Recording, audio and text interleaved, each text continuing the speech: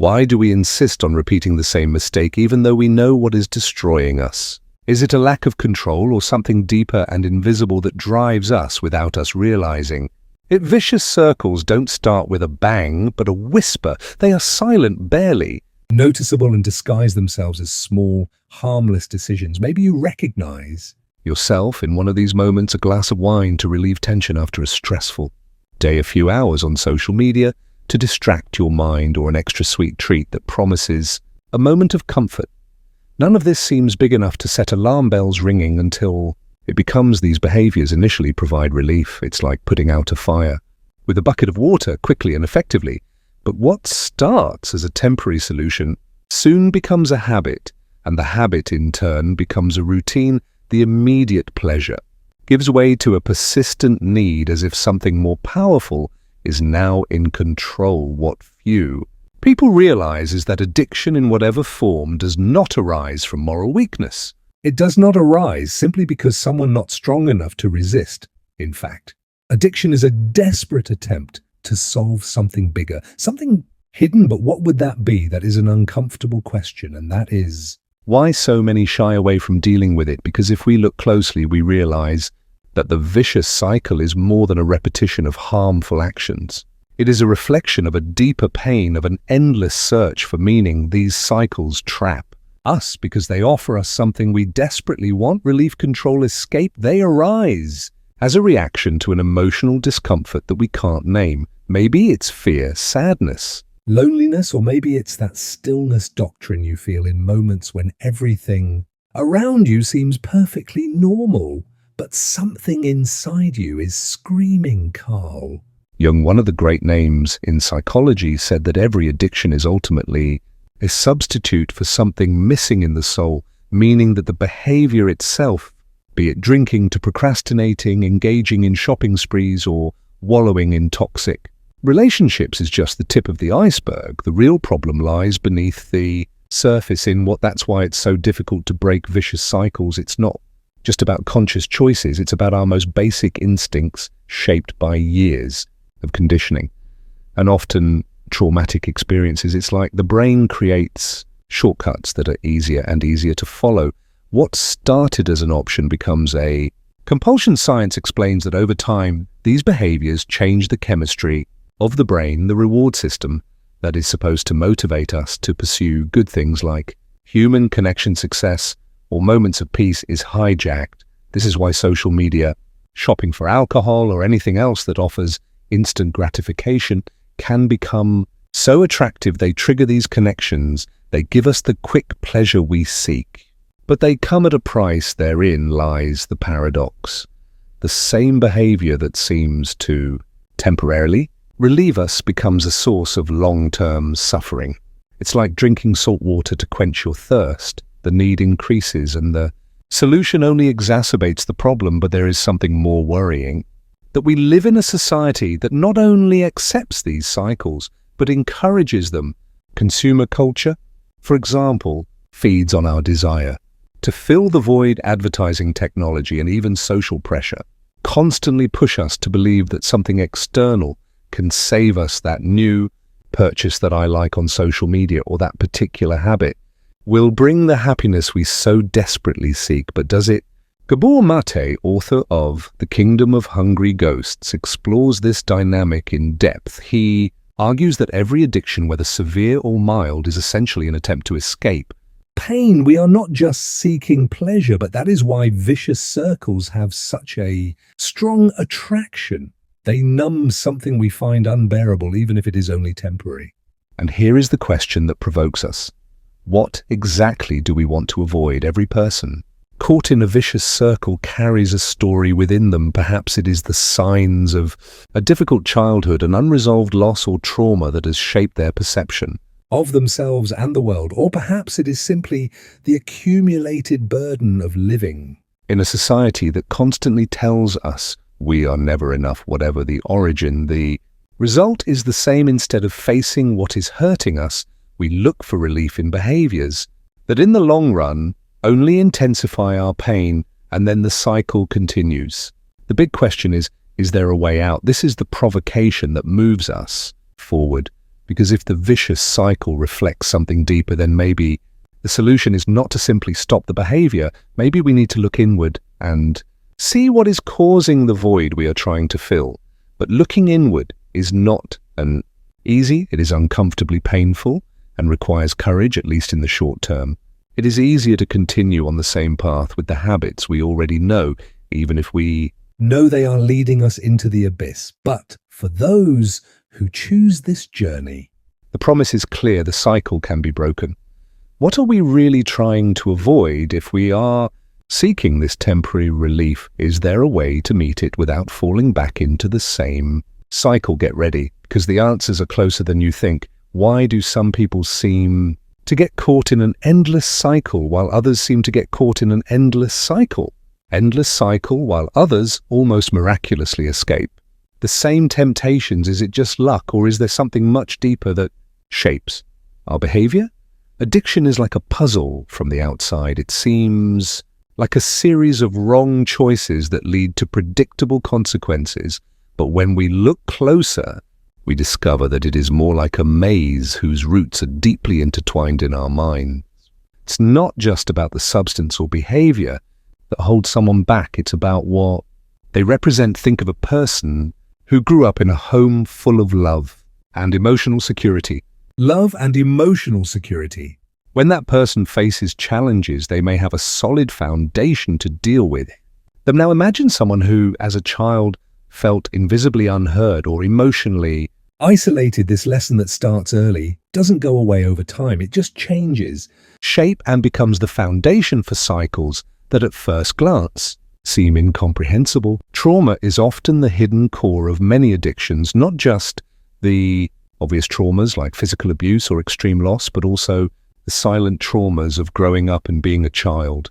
The silent traumas of growing up in a home where love was conditional, where emotions were ignored, or where there was a constant emotional absence.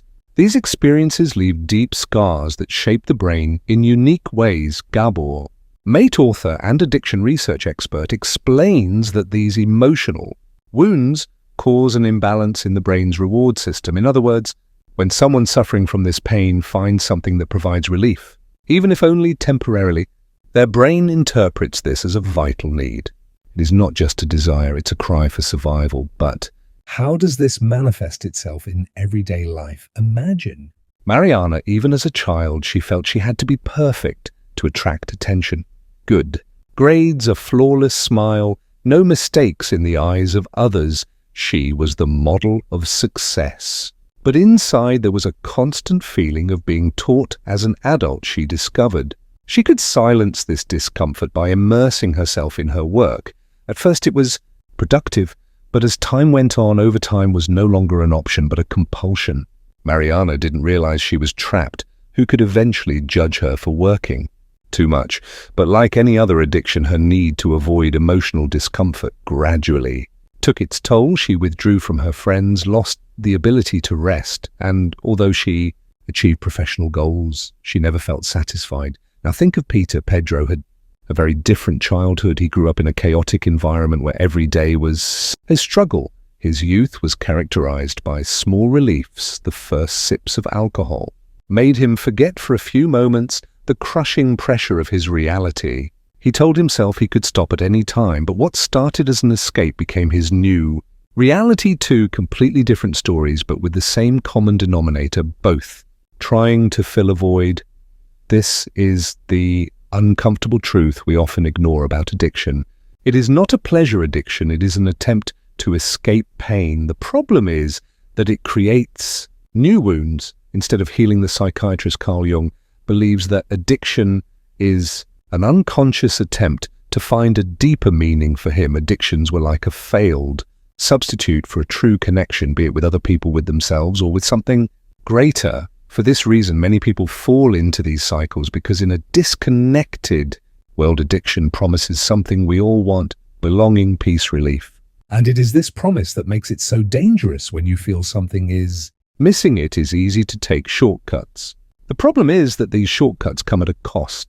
They take us further away from the things that could really fill our doctrine: authentic human connections, goals, self-understanding. The worst Thing is that we live in a society that normalizes many of these behaviors. How many times have you heard someone say, "I need a drink to relax"? Or have you ever seen people justify spending hours on their phone because it's just a stress reliever? We don't realize that many of the behaviors we see as normal are actually symptoms of a bigger problem, and deep down inside, you may have felt this too, the feeling that something is wrong, that what you are doing to relax or feel better isn't really working.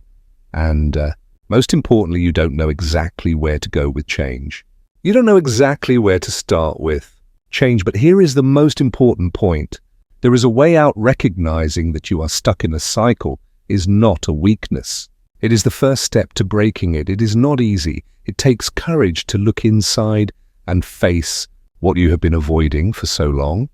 But it is possible, and when you start to break free, you realize that the lesson that once seemed unbearable can be filled in a way that an addiction never could, because instead of numbing the pain, you learn to heal it. If this video has made you think, don't keep it to yourself. Subscribe to the channel. Activate the notifications to follow this journey, and of course leave a like, share it with everyone you think needs to hear this message, because understanding what holds us back is the first step to finding out what frees us. If we know that addiction destroys us, then why do we keep going? What is it in us that insists on repeating the same mistakes? And is it possible to find a way out that really works? The idea that addiction is just a matter of lack of will is one of the biggest pitfalls of addiction, is one of the biggest traps that keep us from the truth. It's not about strength. It's not about character. Addiction is like a reflex, an automatic reaction that arises from wounds we often can't even identify. Think of the last time you were faced with something painful. Maybe it was a difficult conversation, the loss of someone, or the feeling of going in circles and being stuck in a meaningless routine for some people.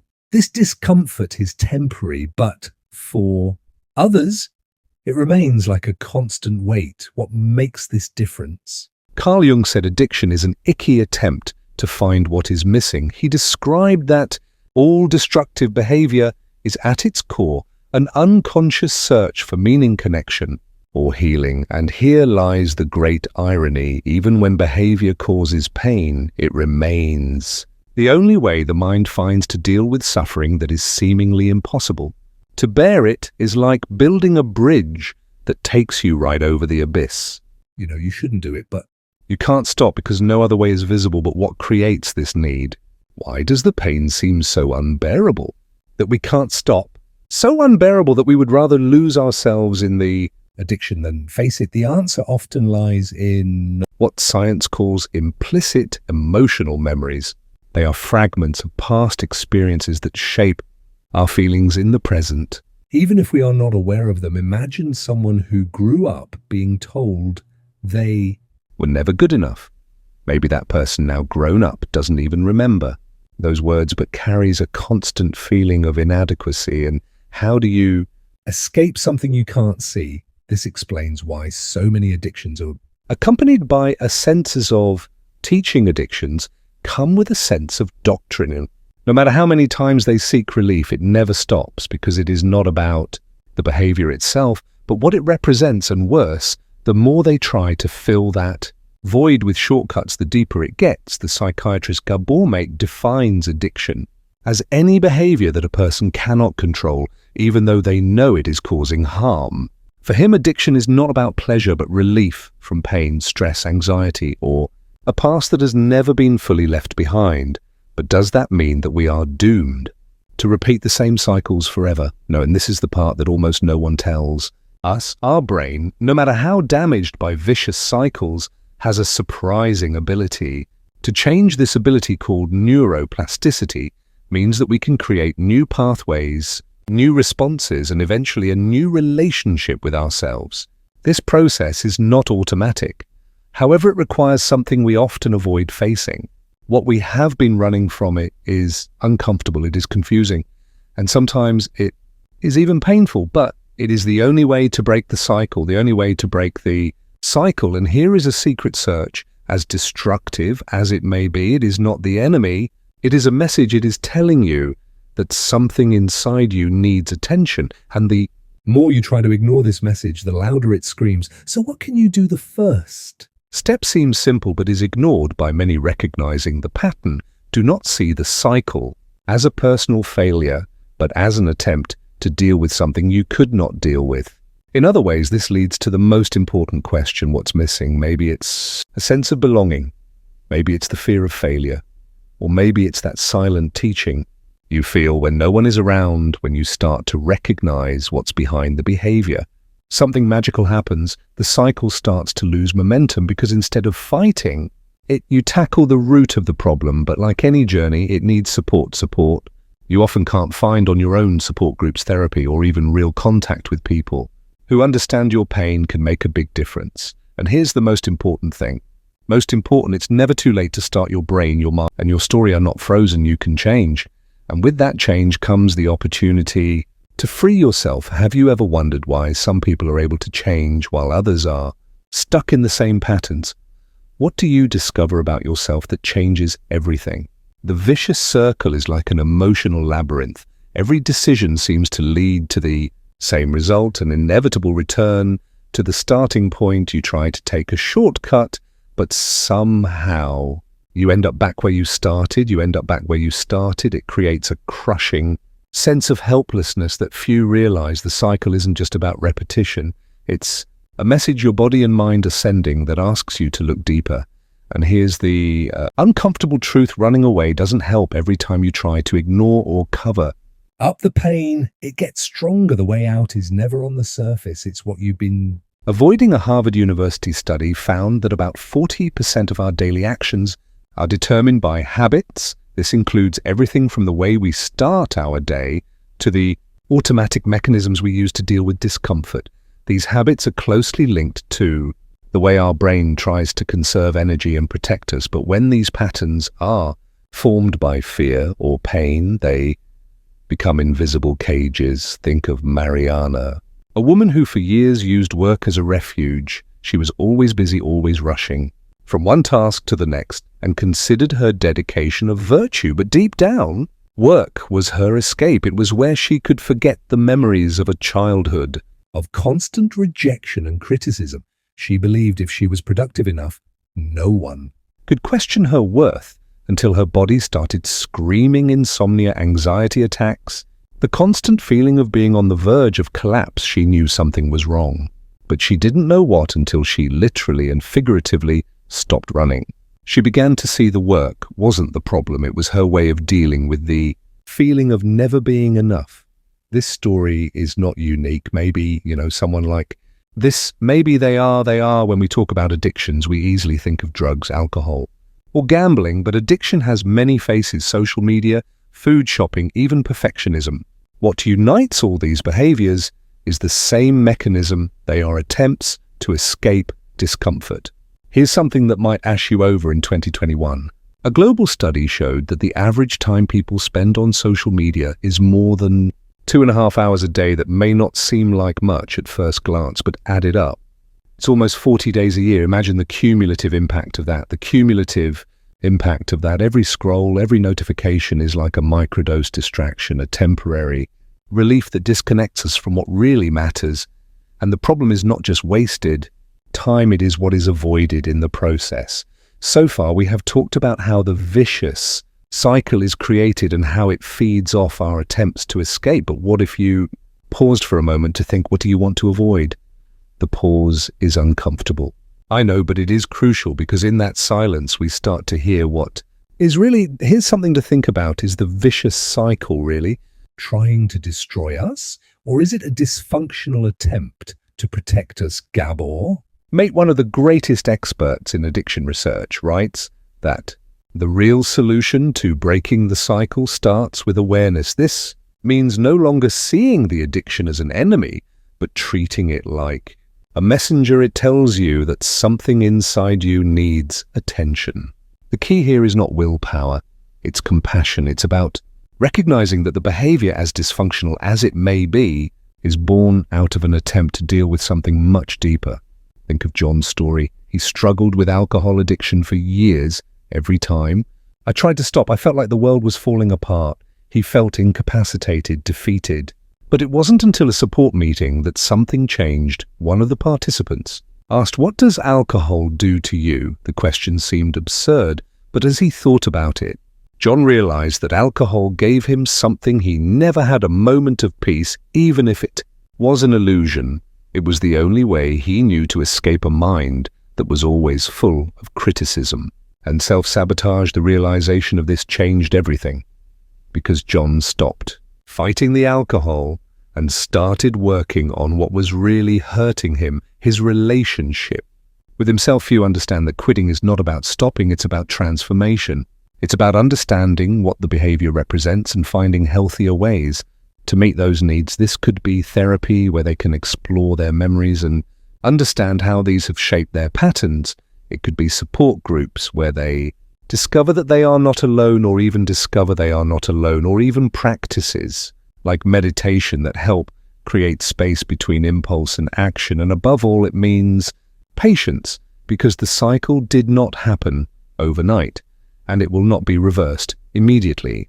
But the good news is that every little step counts. Maybe you are still stuck, maybe you have tried and failed, but one thing you need to know is that failure does not mean the end. Every attempt is an experience, and as long as you keep going, albeit slowly, you are moving in the right direction. And if you think it is late, think again. If you think it's too late, remember, the brain is incredibly resilient even after years of dysfunctional patterns. It can be reprogrammed. It's not easy, but it is possible. If this video has made you think, share it with someone who may be facing the challenges. Subscribe to the channel to continue this journey of discovery and transformation. And remember, you are not alone. Every step is progress. And the cycle, as powerful as it may seem, can be broken. What if the freedom there? What if breaking the vicious cycle is not about fighting it, but learning to listen to it and transform it? We have reached the end of this journey, and if one thing has become clear, it is that the vicious cycle is never easy. It is not just a behavior that needs to be corrected or a decision that needs to be adjusted. It is a reflection of who we are, our pain, fears, and above all, our desire to be whole. But even if it all seems complex, here is the most important truth. It is possible to break the cycle, not immediately, but through small steps, conscious choices, and a profound change in the way we treat ourselves. Think about it. Every time you try to escape the pain or cover it up, the cycle intensifies. But when you stop and decide to face it, something else happens. You begin to reclaim the part of you that has been lost along the way. If there is one question that has led us here, then it is this: what are we trying to fill? The void that so often distorts us is not a sign of weakness. It is an invitation to be whole. It is a reflection of who we are. Sign of weakness. It is an invitation to look within and understand that the shortcuts we seek, be it social media, alcohol, work, or other escape routes, will never be enough to fill what is missing, because what is missing, the outside world, cannot provide. It is the connection with yourself. This is the great revelation, seek as destructive as it may seem. It is not the end, it could be the beginning. It is a sign that something within you is asking for attention, and when you respond to this request, you begin to change not only your behavior, but your entire relationship to life.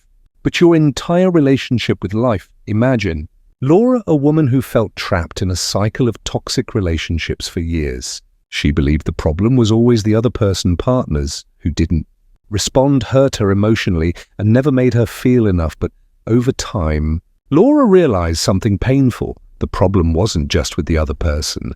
This is how she saw herself. Laura was afraid of being alone, afraid of teaching. So she held on to anything that looked like a solution. But when she finally decided to stop and look at herself, she realized she was not the only one who was not enough. She was the only one who was not enough. Herself. She realized she didn't need someone else. She needed herself. Laura didn't just break out of the cycle of toxic relationships. She found a connection to herself, to her strengths and vulnerabilities, and in doing so, she found something the cycle could never offer: peace. Think of yourself now, what impact would starting this transformation of you need to know. Breaking out of the cycle doesn't mean being perfect. It doesn't mean you will never fail again or never go back to the same patterns. Breaking out of the cycle, getting out of the cycle, means learning to walk even when we stumble. That's why small steps are so powerful. Decide to think before you act, seek help, instead of isolating yourself or even being kind to yourself. Instead of criticizing yourself, you are moving in the right direction. The journey is yours, but you don't have to go it alone. There are tools, people, and communities that can help. Therapy, support groups, friends, and even content like this are part of the solution. They create support networks that make the impossible possible. And now the most important question: what are you going to do with all of this? It's time to, well, it's not a big dramatic gesture, but a small step, because every change starts with a decision to change something. Maybe you decide that today is the day you talk to someone about how you feel, or maybe it's the day you allow yourself to take a deep breath and just listen to what your mind and heart are trying to tell you. The cycle can be overcome, not because you fight it, but because you learn to understand it. If this video was meaningful to you, read it and share it with someone who may need this message. Subscribe to the channel to continue this journey of self-knowledge and transformation. And if you can tell us in the comments what small step you are ready to take today, your story can inspire others. Thank you for being here and being part of this journey. Every moment you invest in yourself is a victory. And remember, you are not alone, no matter how strong the cycle seems. There is always a way back to yourself. See you in the next content. Until then, keep going, because every step counts.